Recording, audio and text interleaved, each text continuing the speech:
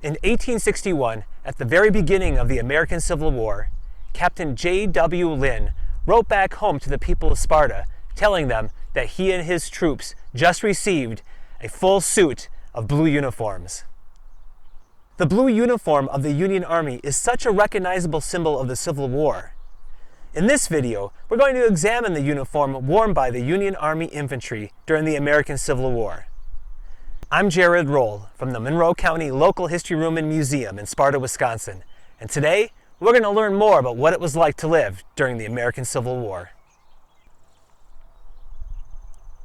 As you will see, the color, material, and design of the Union soldier's uniform greatly influenced his experience as a soldier.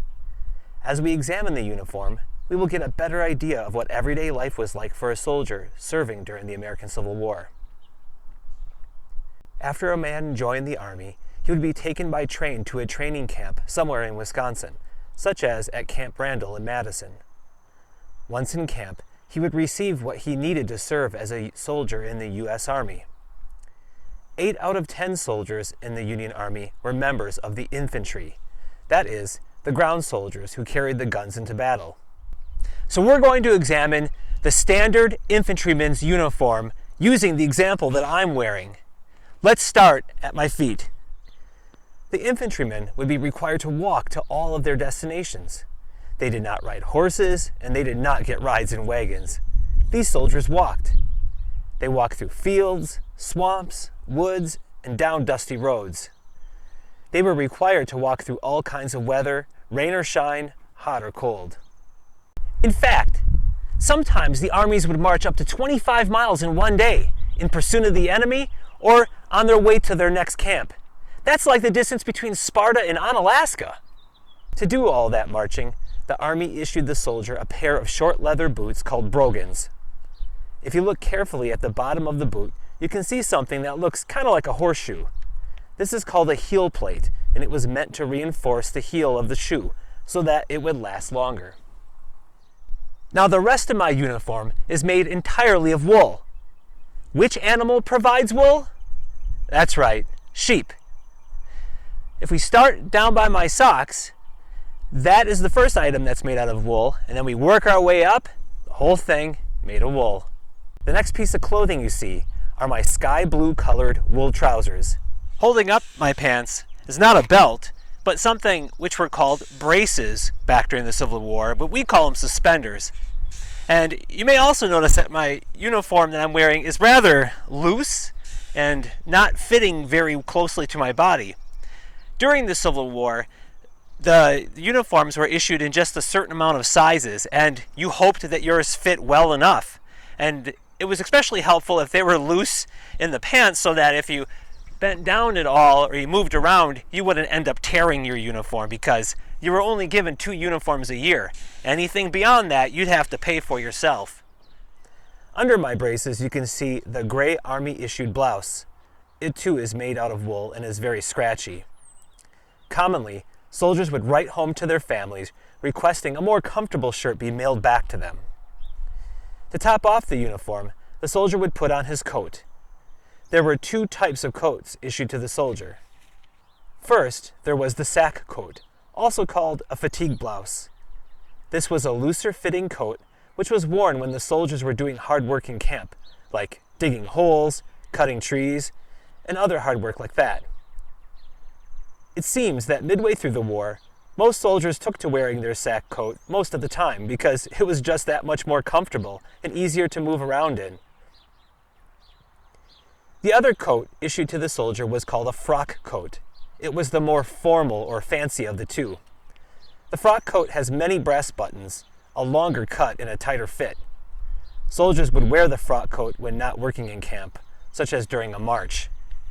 Let's talk a little bit about what it feels like to wear this uniform. Regulations required that the soldiers wear both their shirt and their coats buttoned to the very top. Wool itself is actually a pretty scratchy fabric. It is warm and feels pretty good when it's cold outside or during the winter time, but you have to remember that the uniform that I'm wearing and what the Union soldiers wore were worn all year round. That means the summer uniform and the winter uniform were the same thing. Now I want you to think about being outside in the summertime. Imagine you're wearing a white colored shirt and a black colored shirt. Which color does it feel warmer to wear? That's right. The darker colored shirt always feels warmer. Now imagine that you are a Union soldier wearing this uniform. And it's not just being outside, but in the summertime and down in the southern states where it could get very hot and the humidity can get very high. And these guys are marching, carrying several pounds on their backs. The result is that many soldiers suffered greatly from marching in this uniform during the heat and humidity. Some of them would pass out from being overexhausted, from heat exhaustion, and from dehydration, just from wearing a uniform. At the top of the soldier's uniform is his headwear, which they called a forage cap. It, of course, is made out of wool, and it contains a cardboard circle. Now, it was designed to hold its shape a little bit better with that cardboard circle, but do you think that it stopped a bullet?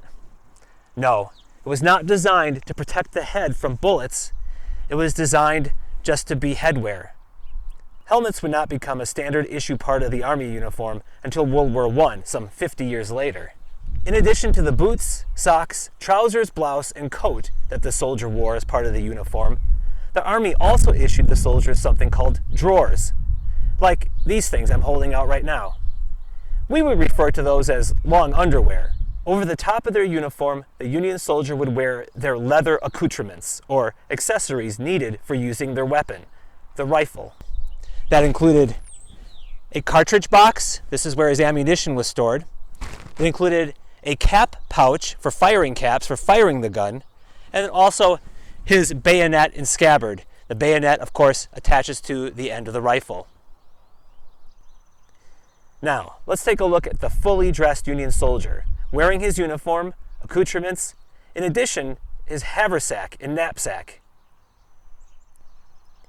That rounds out the basic uniform of an infantry soldier in the U.S. Army during the Civil War.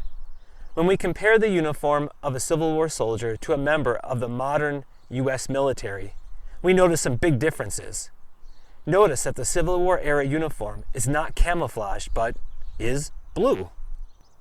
So why didn't the Union Army issue camouflage uniforms to their soldiers?